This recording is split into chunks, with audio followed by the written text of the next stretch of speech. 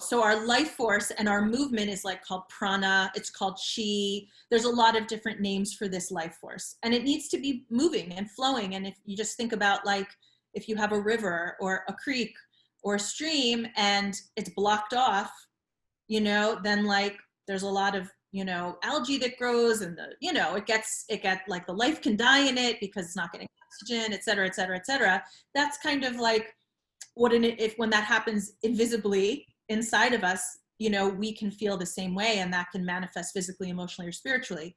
So how do we move these forces?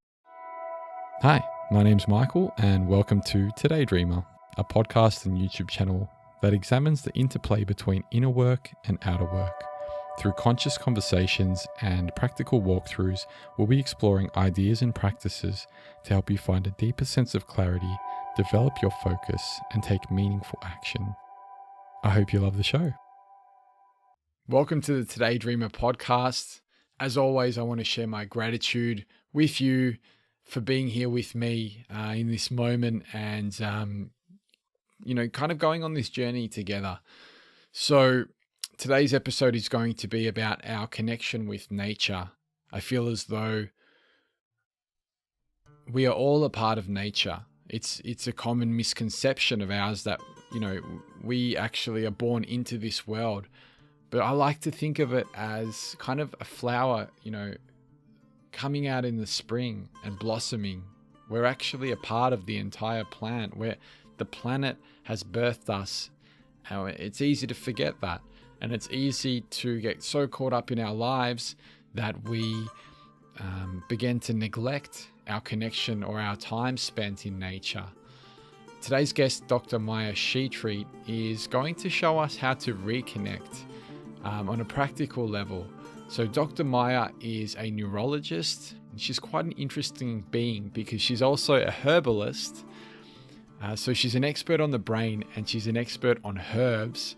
And she spent some time studying with shamans and elders and holders of ancient wisdom in South America. She has an incredible story to share with us today about how her son got sick and she ended up in Ecuador, and how she traced the roots of his sickness or of his illness to a deeper spiritual blockage. So we're going to speak to Dr. Maya, and we're going to find out a scientific perspective about, why it's so beneficial to connect with nature and some ways to really get into that and experiment with that. So that's going to be fun. What else can I say about Maya? She's the author of The Dirt Cure, Healthy Food, Healthy Gut, and Happy Child. So she talks about how the connection with nature is not only beneficial for adults, but also for children, and some ways to incorporate that into, their lives. And she talks about her work with, these different healers and elders in South America. We touch on plant medicines slightly, but we also go into, some really interesting stories that she has to share that, really there's some beautiful lessons in this episode, and I really hope that you can absorb as much of it as possible. I'm also wanting to make an announcement. I'm giving away a positive planner. So for those of you that have seen the video on YouTube, on my YouTube channel Today Dreamer, of journaling, it's all about helping you experiment with journaling by sharing different styles and some tips to get your new habit going. If you're interested in journaling and you want to kind of dive into that and you want to experiment with that and you want to see, how that can make such a massive impact on your life, then check out that video. And if you do, leave a comment and you'll be in the running to win this positive planner. It's actually been donated by my partner, Yvonne. So I also wanted to shout out to Yvonne and say I love you and thank you for supporting me with the podcast from day one. And so this positive planner is really cool. And I had a quick flip through a different version of it, and it's got some really helpful kind of pages to help you get started, and it's a lot of fun. So this one Journaling 101 is the video on the YouTube channel. Also wanted to say, I really appreciate you guys being here with me and coming on this journey with me. If you haven't already, please consider subscribing, checking out the audio-only version on Apple Podcasts or Spotify or anywhere else you can get a podcast. And if you're listening, then feel free to check out the YouTube channel, because there's some other videos like the journaling one that can really help you on a kind of in a more in-depth way, on the ground level, help you get started with some of the habits that I've been talking about. I also have started doing a little ritual before every episode, and that is just to take a deep breath in with you guys, just to kind of set the mood before getting into the show. So I invite you now to take a deep breath in with me, come up with some kind of an intention for the rest of your day, and I'm inviting you to kind of hold that intention just for a moment before we get into the conversation. So a deep breath in through your nose, you hold the intention for a moment, hold the breath into the belly, and then release all the tension, all the crap, any kind of negativity, any expectations, any assumptions, and then we can get into things. So let's get into it now. So just take a very deep breath in through your nose and into the belly.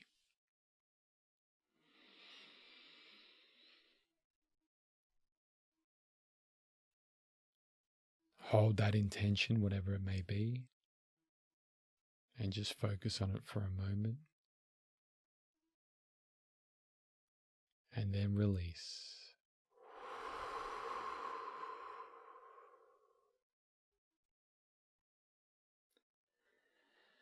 Here's my chat with Dr. Maya. The course correct decision was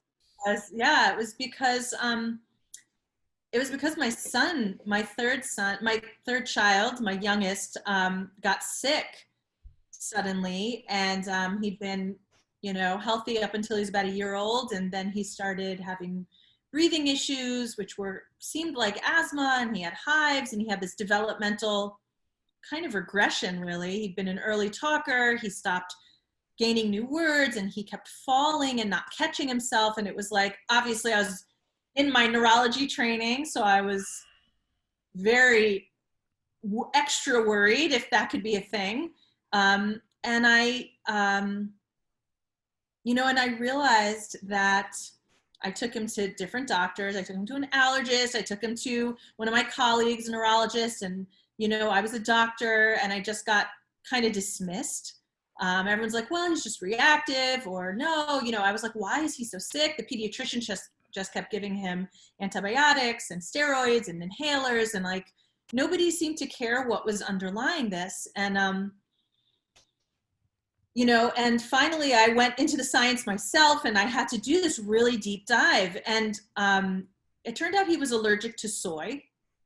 And the story actually went even a little deeper than that, but that initial part of the story was taking him off of soy, and he got significantly better within a week after 10 months of him being so sick. And I just realized at that point that what I'd been trained, all of the information I'd taken in, all of the expertise I had just developed over a decade of time, a decade of training, did not even touch the chronic issue that came up for one of my kids. And I realized, that I hadn't really learned very much about what was happening underneath and all the different ways that we interact with the world around us and our own healthy terrain and, our eco-terrain, the terrain around us. And I remember saying to my sister-in-law at the time, I said, I think I'm interested in integrative medicine. I don't think I'm going to want to do this kind of medicine. And she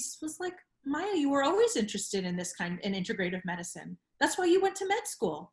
And I was like, oh, and my son, I always call him my muse, because, as you say, sometimes you go places and you don't know what you're going to learn, what you're going to discover about the place, about yourself, about your life. But it's just about pulling you out of your ordinary way of seeing things.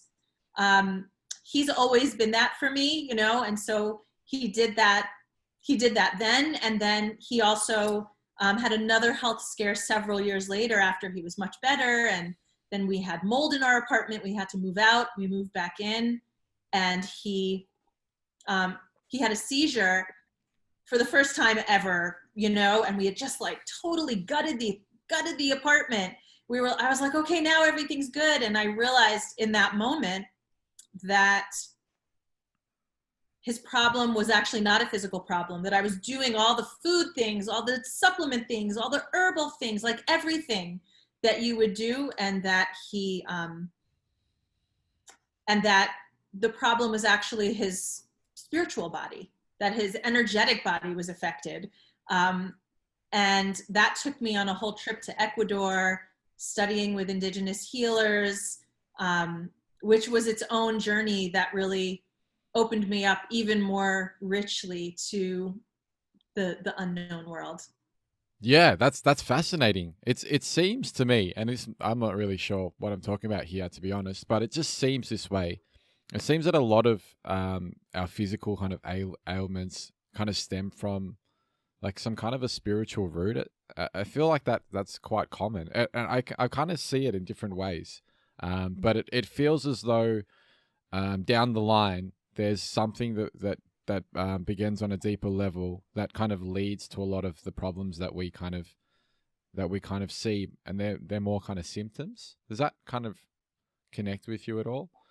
Absolutely. I think you have a very clear and intuitive idea about this because, and I would say, I'm going to tell you the indigenous kind of view on this, Mm. and then I'll tell you the scientific some of the scientific reasoning behind it. So the indigenous idea is that everything starts with our spiritual health. And that spiritual health really depends on being in good relations, and being in good relations with yourself, being in good relations with those around you, and being in good relations with your place, with your land, and the earth that you're living on. And so that is considered really, like, everything else is downstream. So your emotional health and your physical health are downstream of your spiritual health. And so that's kind of the whole paradigm in which I operate.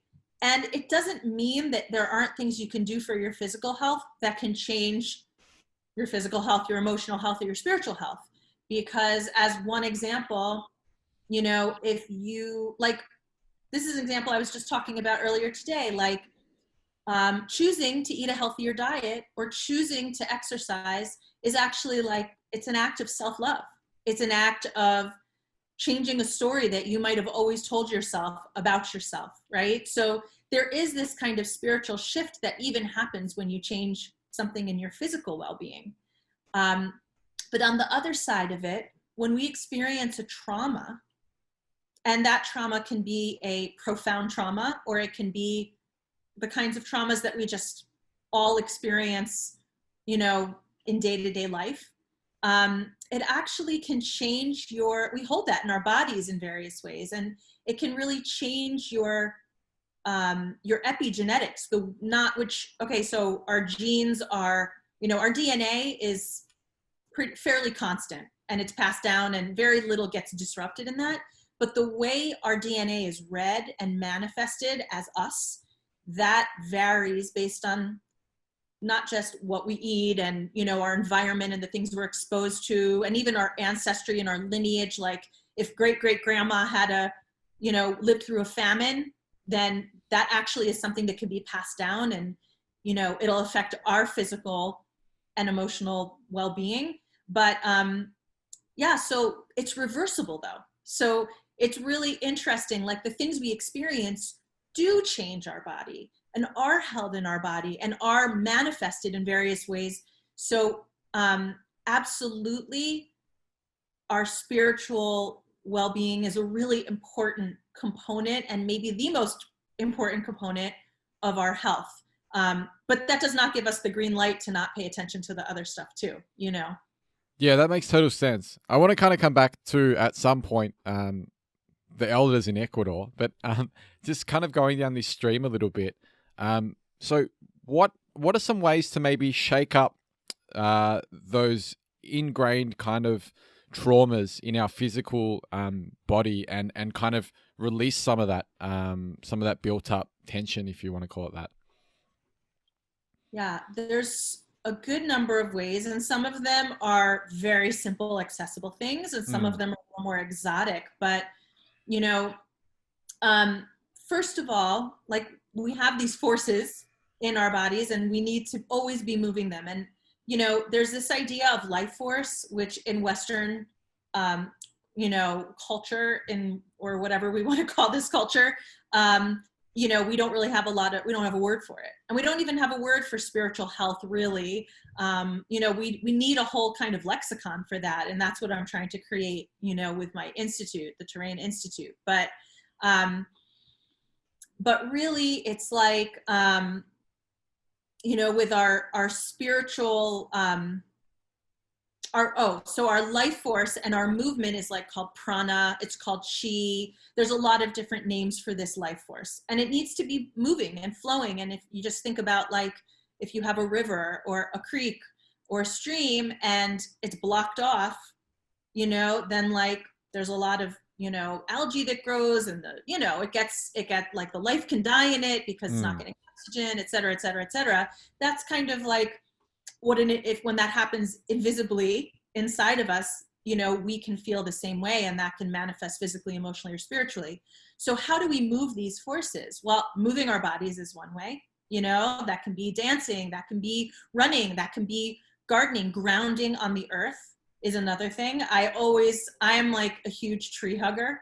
I deeply believe in going and, asking permission and hugging trees or lying on the ground, but really doing a lot of grounding, because nature, and has a way of alchemizing and moving a lot of these kinds of energies. And we could get deeply into the science of that if we wanted to, but I'll leave it at that.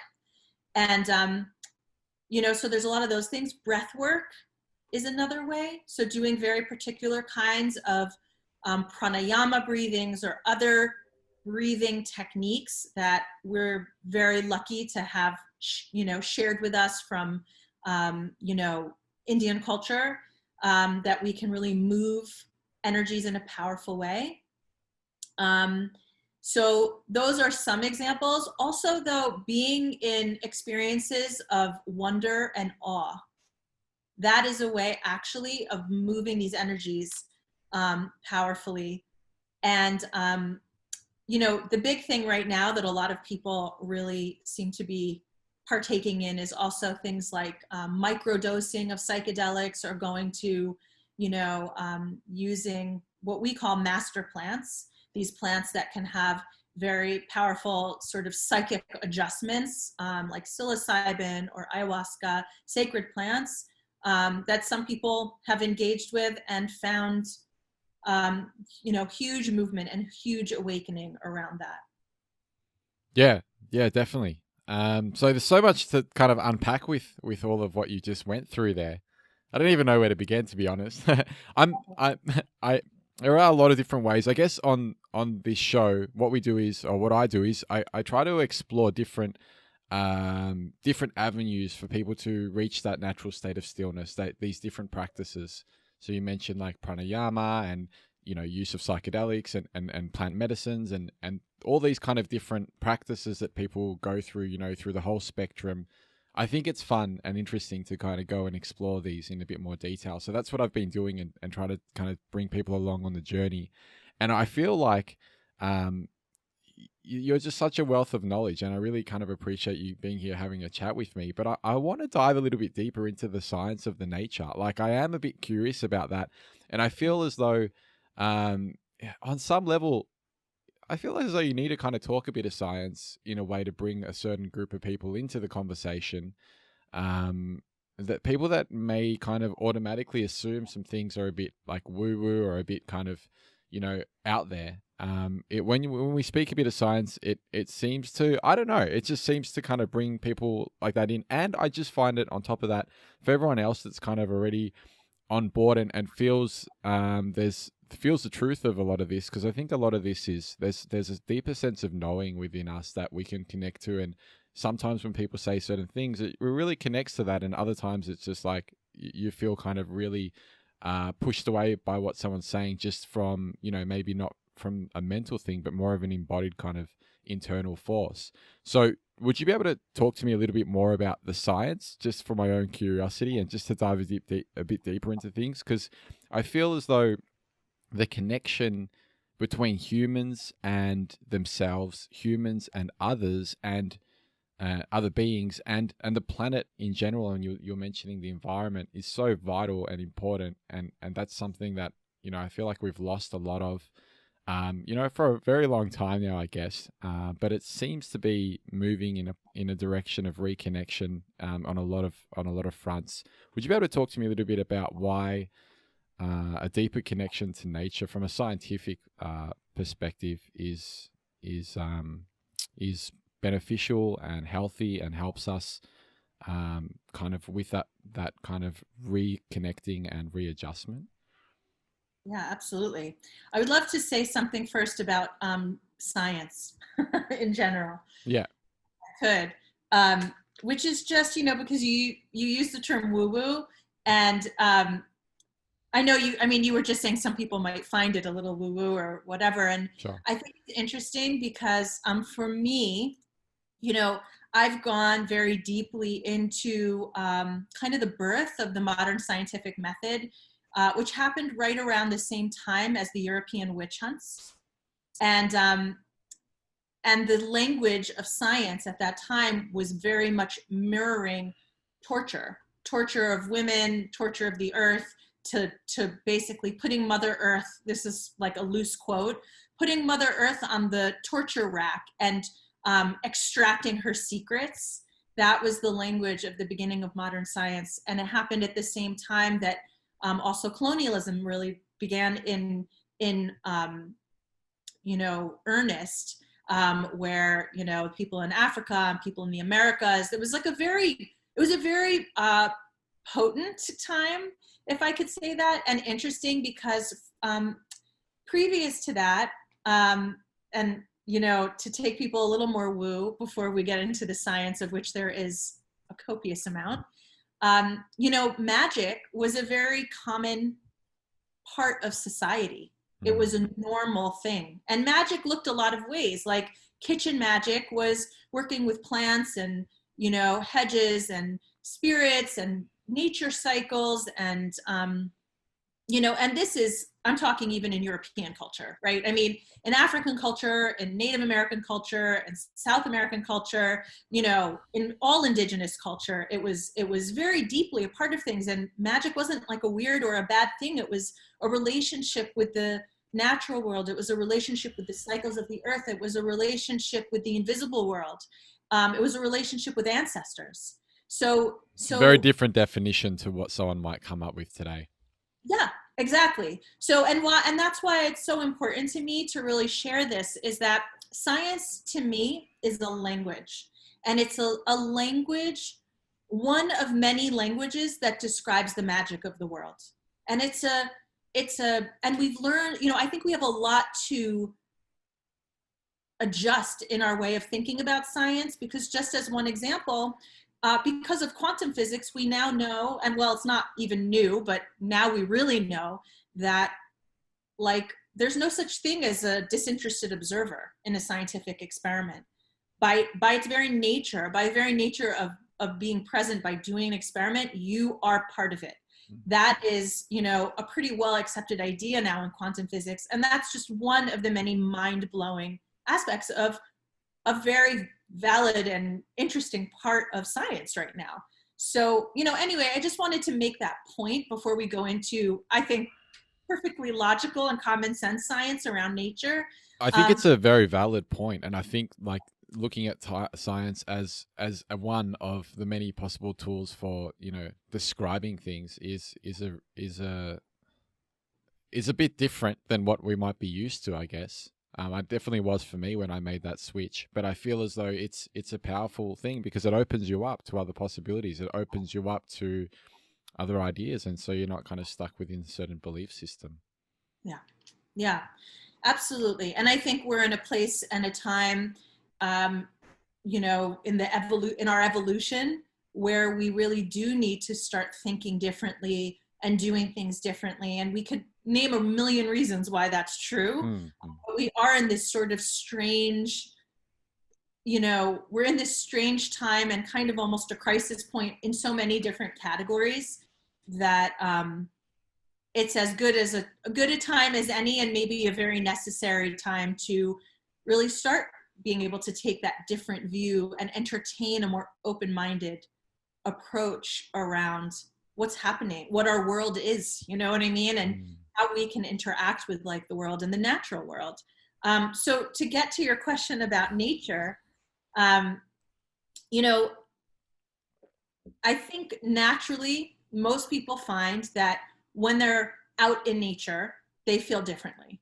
And I think, I'm not going to say that's across the board, but there's actually quite a lot of science that shows that that's true. And I'll start just with an example of forest bathing. So forest bathing is named for Shinrin-yoku, a Japanese practice where people go regularly and immerse themselves in the beauty of the forest. And I mean, that means going to the woods. Okay, it's not like, doing anything, unusual, but just really being in the woods and being there in a peaceful way. And so because it's a very common, normal part of culture, in Japan and in Asia, there are actually, it sometimes is recommended, as a, as a treatment by doctors. And so they've studied it in really objective ways. And the kinds of things that they found when people forest bathe, when they go regularly and deep into nature, is they found that their focus is better, their attention is better, they sleep better, they subjectively feel happier, their executive function is better, their creativity is better, and it actually, they feel less stressed, but actually then there are these very objective physiologic measures like cortisol levels drop. There's the stress hormone, and anti-cancer proteins go up, and natural killer cells, which sounds scary but are actually a really important part of our non-specific immune system. So that's important for fighting cancer actually, but also for whatever comes your way, whatever virus or organism or bacteria or whatever comes your way, your natural killer cells are kind of the front line to help, remedy that situation.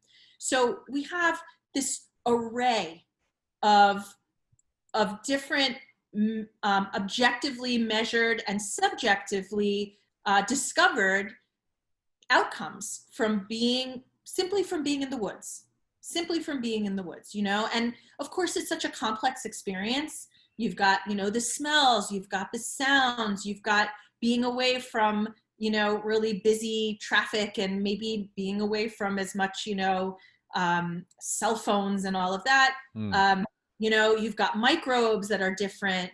But also you can't pick apart what it is. It's this symphony of different experiences that are, that have evolved over since the beginning of time, really, and we walk into that, and it brings us into this,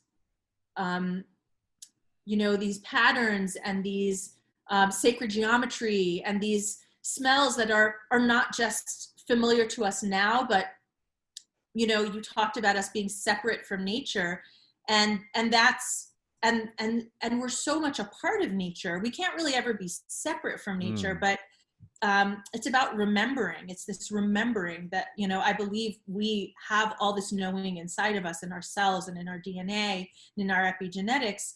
We get to have this contact with nature, and it awakens these aspects of ourselves that bring us into that symphony, into that special balance. Yeah, and I feel like there's something to be said about the amount of time you spend in nature, and kind of getting into that rhythm as well, and kind of allowing that to kind of sinking into that a little bit, and going with it. So not only the quantity, but the quality as well. So, finding, I mean, it naturally happens anyways, but getting into that process of being present when in nature, um, once you've got yourself there, finding a way to really kind of sink into the experience and then stay for a little while. I found that the longer periods of time in nature, even though they might be, in the modern world, more difficult to kind of organize, once you're there for a decent amount of time, you really, there's profound changes that take place. And like you said, it's really just a coming back to rather than something new that you're kind of approaching for the first time. It's like it's always been there, and some layers are kind of melting away as you're connecting with the world around you, the natural world. Have you found that to be true with yourself? Like the amount of time you spend really deepens your experience? Absolutely. Yeah, for me, absolutely yes. And I'm very lucky to live, although I live in New York City, I'm in a very green spot and I have a garden and I keep chickens and I live right on a park, which is all forest. So I have Nice. Mm. very, I get to immerse myself daily. Like my run is I trail run. So I run through the woods. And I mean, it's not a super long run because I stay in the woods and, our park is how big our park is. But I get that experience and I forage in the woods. I grow food in my garden and herbs and medicinal herbs. Um, and yeah, so I think absolutely. And I think it's like more than just the time you spend in being mindful. Mm. It's about building a relationship, building an intimate relationship with nature. So that's why I created the Terrain Institute also, was how can we develop this relationship with the natural world and with all the kind of living beings in the natural world. And what ends up happening is the more receptive and the more aware and the more perceptive you become by building that intimate relationship, which is just like building a relationship with another person, right? You're not going to get all those secrets and find all that magic about another person unless you take the time and you really are interested and are curious and have an open mind. If you make judgments about someone in advance of even getting to know them, then you're never going to really get to know all the magic and all the secrets and all the kind Mm. of things. So, I'll just give you an example. As like, so I spend a lot of time, and I plant certain kinds of plants that I feel the land really wants. And like today, I had a very magical experience, which I want to share in my yard, literally, which was I went outside and I was standing there and a hawk flew right over my head about, I want to say, and I know we're talking, feet versus metric or whatever, but maybe 10 feet above my head, which is the Mhm. closest a hawk has ever flown to my head, holding a robin redbreast in its talons. And I could hear the robin, um, and it flew right to a tree on the edge of the woods, and stayed there for a little while, and then did whatever it did, and then flew out over the water, over the river. And it was like the most powerful experience. It was just mind blowing. And remember, I live in New York City, so this isn't, it's not like I'm out in the country somewhere. And then maybe 20 minutes later, and I stayed there and I really took it in, a hummingbird came and stayed for such a long time around the plants right next to me. And it was like, I was so overwhelmed with kind of the magic Mm. of nature. And it really just had to do, I didn't do very much. I just was present. And, it's true that I planted certain plants that are, maybe particularly appealing to butterflies and hummingbirds. But it was just like, if I hadn't been out there and I hadn't spent that time just being present in that space, I wouldn't have seen these two absolutely magical, powerful events that I'll probably never forget as long as I live. That sounds very intense and it sounds beautiful. Yeah, that sounds like one of these moments of wonder and awe, to be honest. And it's can be they can be real powerful experiences. I definitely feel what you're saying with this sense of relationship, how we relate to ourselves, one another, the world around us, our environment, to something as simple as you're walking down the street, maybe you're picking up your kid from school, and you're looking at this certain tree every day, and you know, you're relating to this tree, and that relationship really does, it seems to change something. I don't know how, or the science behind it again, but it feels like that kind of an experience is just as valid as, you know, your relationship with another human. And I think it's, for me, what I've noticed is the association that I draw from, you know, different plants and animals around me and experiences. They kind of feed into lessons in my life in other ways. So it's like how I kind of use that experience and connect certain dots, and that never would have happened if that relationship wasn't there or wasn't formed. Do you know much about why, I don't know, like relationships are so important? I mean, I think there's a tremendous amount of, you know, well, there's just a broad number of perspectives Yeah, we on could go in any direction with it. Yeah. it, but I'll give you one example of why I think it's important. And actually, it'll take me to a little bit, you know, one of the ways that I think is really important for our physical, emotional, and spiritual health, which is, you know, so our hearts emit an electromagnetic field. Our hearts have a very powerful electromagnetic field that is measurable. And, you know, it's like there's published studies and peer reviewed journals, because I know that this does sound a little, you know, like woo, but you know, it's the heart is actually this organ of perception and communication. It's not just like, you know, this organ that pumps blood in the body, you know, that kind of thing. And so that electromagnetic field of the heart, everything in all the organ systems in the body align to that electromagnetic field. It's called entrainment. They entrain to this electromagnetic field. And we emit an electromagnetic field around us, also measurable, around 6 to 8 feet, maybe a little bit more. Again, it's totally something that's measurable. And when we're in the space, we're in physical proximity to another person or anything that has its own electromagnetic field, which could be a plant, it could be an animal, it can be a rock, it can be water, because everything on the earth has an electromagnetic field. We actually combine electromagnetic fields. We have some kind of combined field. And so, and that's why, like, just as an example, you know, when you're sitting doing your thing and someone walks into the room, let's say, you know, it could be a coworker, it could be partner or spouse, without them slamming things around, without them heavy sighing, without those things, you might still know that they had a really bad day or that they're in a bad mood, right? You perceive something and you turn around and you think, what, you know, you say, what happened? Or are you okay? Or, you know, something, because we perceive these things through actually frequency and vibration that's measurable through these combined fields. And so when we're in a shared electromagnetic field, and all of this research comes from the Heart Math Institute, or much of it, and it's been published over decades.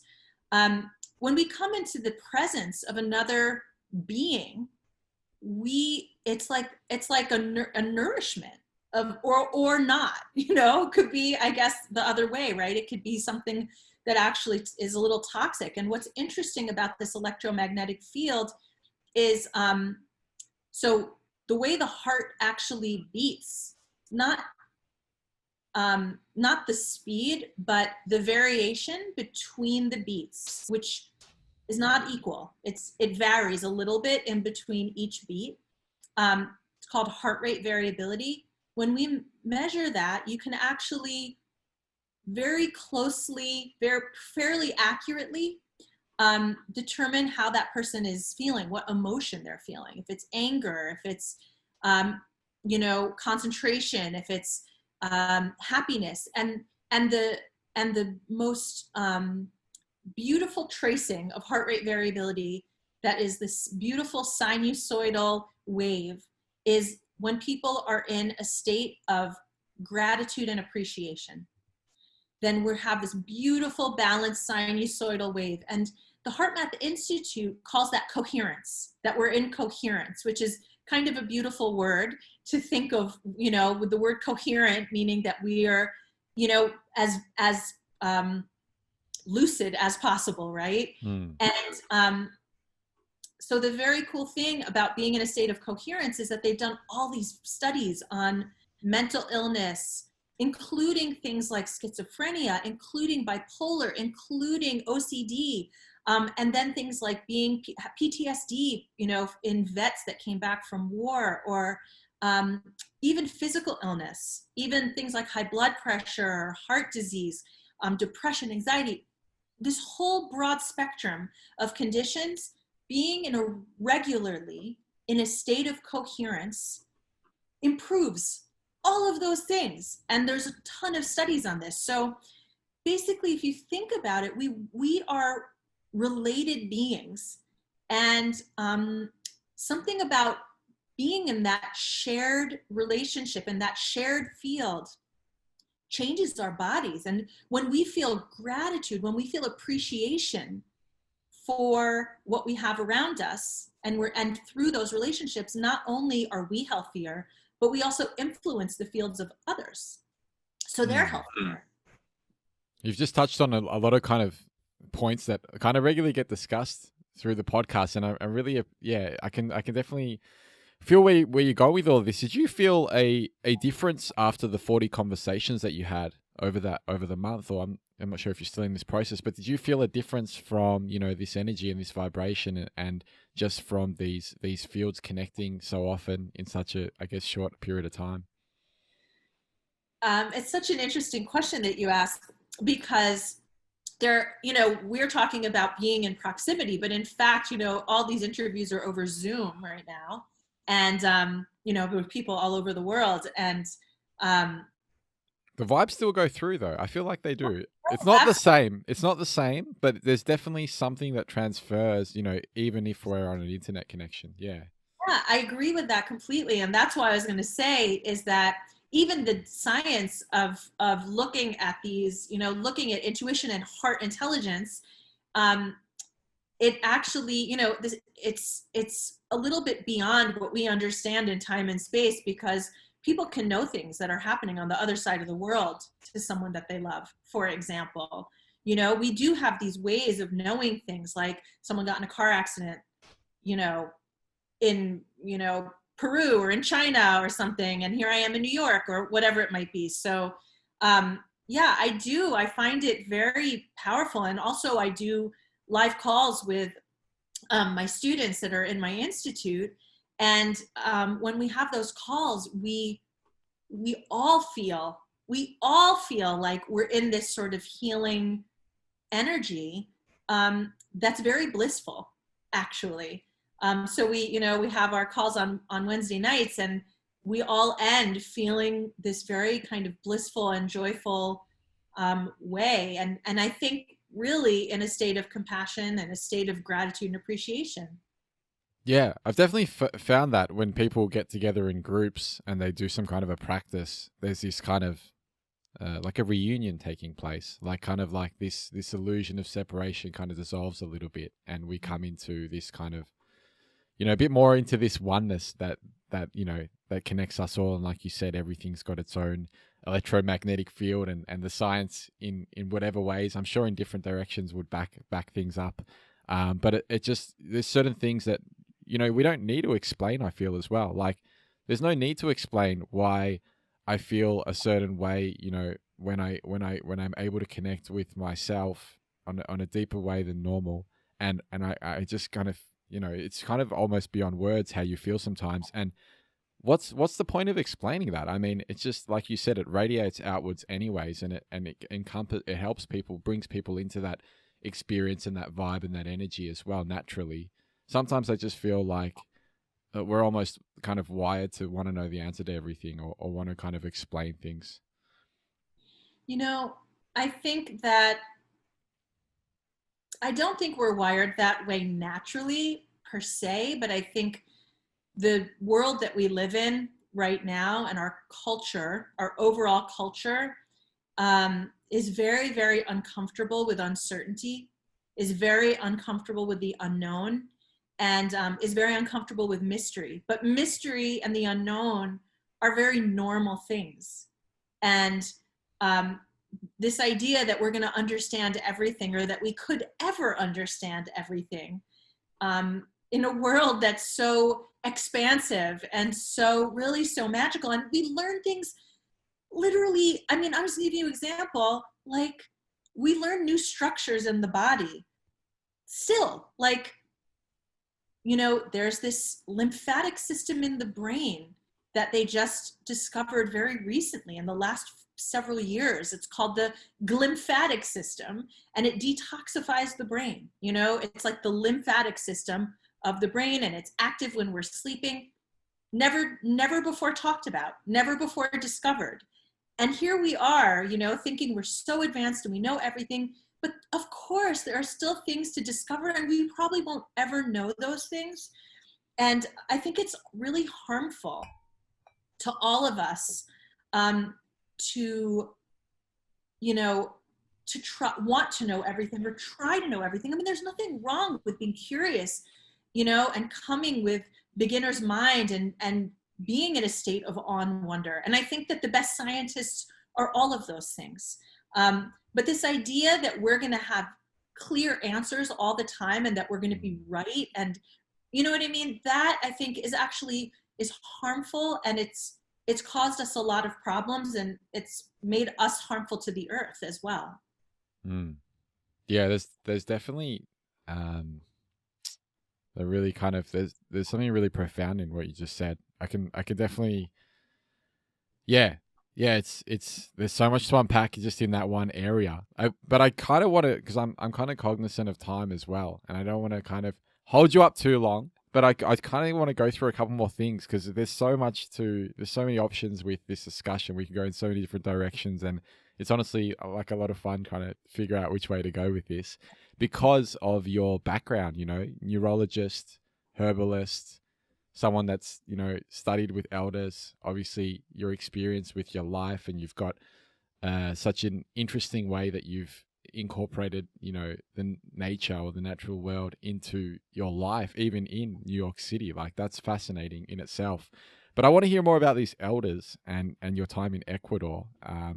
So you were with your you had the second kind of scare with your son, and you decided to, you know, head to Ecuador and meet some elders. Like what happened from that point forward? Oh yeah, I'll tell you. And I think it's a kind of an interesting story, because it really demonstrates how, you know, I have this philosophy that if you take one step in the direction of your purpose, the universe takes 3 steps towards you. So for me, one of the things that I teach about a lot is how to interact with sort of when the world, or when the universe kind of gives you an invitation, learning how to notice it, recognize it, and engage with it.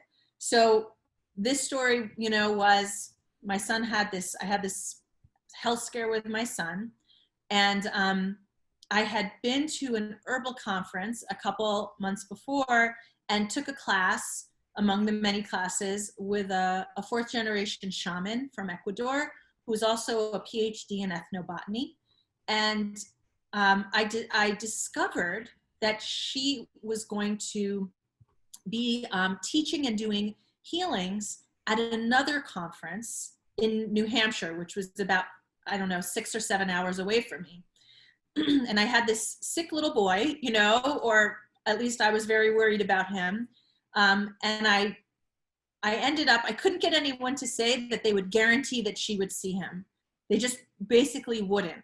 And I had to dive into the unknown. And I thought, this is the person, I know this is a person that needs to see my son right now. I just knew deeply in my heart that she was the right person in that moment. And I took my older daughter and my son, and we hopped in the car and drove 7 hours to New Hampshire. How old was your son at that time? He was 7. Okay. And And we got there, and indeed we were able to schedule a healing with her, with this shaman. And that was its own experience that was very powerful. And then I said, hey, do you ever teach? Like, I'd be interested in learning more about, your practices and what you do. And she said, yes, I'm going to be leading a trip to Ecuador in the sometime in the spring. And she said, check my website. So I went home, I checked her website. It wasn't really a website. It wasn't like not even a website. And I kept checking, and there's nothing. At some point I might've even emailed, no response. I was like, all right, I don't know what's going to happen with this. And that was probably January. And she said a trip was in the spring. So I thought maybe April. Then a few weeks went by, and I thought, oh, you know what? I haven't checked in a while. I checked again. And not only was there a trip posted on the website, but the trip was in February, and the deadline was in like basically the next day. And there was one, it turned out. And I had to decide within 24 hours and like express mail my deposit and whatever if I was going to go. That's the best. That's so exciting. Yeah. Except when you're a doctor and you have 3 kids and they're little, Yeah, but that's a challenge, right? That you said that's like kind of like an invitation from the universe. Exactly. So that's kind of how I ended up in Ecuador. And, we had a 2-week trip there where we met different healers. We learned all different kinds of things. I went back to Ecuador, learned with different, different kinds of healers. And then I have since studied with elders from West Africa and people who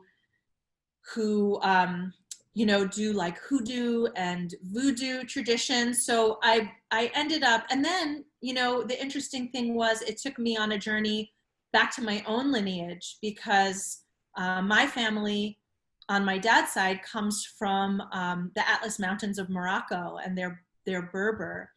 And so what I discovered is that all these little stories that my aunts, I have many, many aunts. My grandmother got married when she was 9 and had her first baby when she was 13. And my dad was one of 11. So, and 8 of them are aunts. So my aunt, I have this whole family of aunts who, not all of whom are still around, but they always would give me these little kind of, practices to do, little herbs to use, give me these little kind of pearls of wisdom. And I had never really incorporated them as, wow, like this is my lineage. That is actually, I have my elders of my own family who are giving over this, their wisdom, their deep wisdom from, Moroccan wisdom and Berber wisdom and all these different things. So it's been quite a journey to learn all these things. It sounds like it, yeah. And wow, that's just it sounds like it has been quite a journey, and it's interesting how it's taken you back to your roots in a way, and you've followed the path or whatever kind of has come up in that direction, and I'm sure you've discovered a lot about yourself in the process. And it sounds like an adventure, to be honest. Like that's what I'm feeling from all of this. It sounds like one big kind of crazy, interesting, adventure with a lot of ups and downs, and it's been a bit of a journey. What's I just wanted to mention as well. Have you heard about the 12 at all? This documentary, the 12. They got a couple of. I can send you a link, but a couple of guys got together 12 of the world's. 12 of the world's wisdom keepers or elders from different regions, and they got them together to meet in the United Nations, I think in 2017. And it's just like an interesting, documentary or even a piece of art to engage with. I can send it through if you haven't come across it before, but I think you'd find it really interesting. Yeah, I would love to. I actually have been lucky enough to be invited to the Indigenous mission with various friends from Siberia and Australia. I've actually been able to go to be part of the yearly Indigenous Peoples conference at the UN. So I wonder if that was happening in some way relating to that event, and so I'll definitely look at it. Yeah, that's awesome. So what's where are you at the moment? What's exciting you, and what like, is there anything you want to share with any projects that you're working through, or is there anything you want to share with, any area of interest that you may be kind of curious about, or kind of digging into? Well, so I'm kind of always the student, even as I, have been doing things for a long time, and that keeps life interesting for me. Um, so I do have this institute where I'm teaching herbalism. I'm teaching about having a relationship with the earth and heart intelligence and a lot of the things that we talked about. And I actually started studying ancient astrology and found to my surprise, I think over the last several years, that it's actually very much a science and an art and a science, in the same way that healing is an art and a science. So I started a YouTube channel, just talking about sort of astrology and how to apply it, ancient astrology. And I've ended up reading, old texts in Greek and looking at Arabic astrology and looking at, all these different scholars that really, like, again, just the way I talked about magic being a part of society, astrology was a part of politics, government, farming. It was very much a part of society, and the upper echelons of society for, Or even going back to Egypt, and how they kind of align the pyramids with the stars, even the Mayan temples, and it's been around for a long time. Astrology is one of those things for me that I probably have an initial automatic reaction, like when someone. I don't have it so much with the word magic, but I do with astrology because of, I guess, the ways that it can be taken. But if you're looking at how long it's been around and the mystery of it all, I guess it's something that I don't completely understand. So that's interesting. Mm. Yeah, well, it's definitely, if you're someone, which I was actually until I started, you have to have that moment, I think. But if you're someone who just like sees the horoscope in a magazine or the newspaper, Yeah, then it definitely seems very superficial and like it makes no sense at all. yeah, yeah. Understand a little about the complexity, which would be, obviously a whole podcast in and of itself. It's very deep and complex and rich, and it reminds me of science. It really does. It reminds me of kind of the magic and the beauty and the geekiness also of going deep into science. So yeah, it's been an interesting journey. For sure. Yeah, it definitely sounds like it. It sounds like there's kind of exciting things on the horizon, and it sounds like you, like, as well, that you're just having a lot of fun, kind of doing your thing. You know what I mean? Like, I can feel that energy from you. Like, you're really connected with, you know, your path, and that's a beautiful thing, to experience, just from my perspective. It is. It's beautiful, and it's a little wild. And it's a real lesson in surrender because, and I say surrender in that sense of allowing, Mm. because it's not always, especially if you're an unconventional person, which I think most of us really could be and do really interesting things. But when we're willing to kind of let go of that and um, kind of heed that invitation, it makes life very interesting. And the one thing I can say is that I am very passionate about what I get to spend my time doing. Cool. Well, I think that's probably a good place to wrap things up, Dr. Maya. Do you want to maybe point some people in the direction of your institute, and share some information about, maybe a little bit more about what you do there? Because you mentioned, you go into herbalism, you talk about ways to reconnect. Maybe it's a good opportunity to maybe share a bit more, and let people know how they may be able to connect out there. Of course, yeah. All the information is at my website, which is drmaya.com, drmaya.com. And I have short herbalism courses where I teach about working with plants physically, emotionally, spiritually. So we have little, shorter modules like that. And then I have a larger Terrain Institute certification program where people spend 6 months doing a deep dive, and it's very transformational. Transformational for becoming more connected to themselves, those around them, and the world, the earth. And we go through all different kinds of practices, a lot of lectures, a lot of experiential things, a lot of assignments, not a lot of assignments, but some assignments to kind of deepen the practice. And our next one begins in October. So that's a place that people can definitely deep dive. And I have a lot of also just free information on my website as well. And then I'm pretty active on Instagram at Dr. Maya Shetreat, and now YouTube with the same name, Dr. Maya Shetreat. Awesome. Cool. Thank you for tuning into this episode of the podcast. I hope you got something out of that chat with Maya. And I definitely recommend that you get in touch with her if you're interested in deepening your connection with nature, and if you want to know more about this course on herbs and getting into that side of things. So I'm going to leave plenty of links and all that kind of thing in the description section. Whether you're watching or listening to this, all of that will be made available. And don't forget about the journal, the positive planner that I have up for grabs. If you head over to Today Dreamer on YouTube and you click on the Journaling 101 video, I'll go through some steps with you to really kind of help you get started on your new journaling habit, which is immensely beneficial. It's such a great thing to be doing on a regular basis, to just kind of get your thoughts out onto paper, and just be able to kind of reflect back on what's going on in your mind. Because a lot of the time we're stuck up in there, and it prevents us from connecting on a deeper level to ourselves, the world around us, and the people around us as well. So journaling can be a great way to reflect.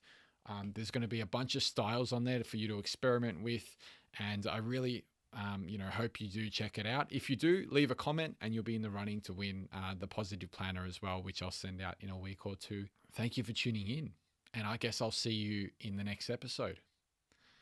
Cheers.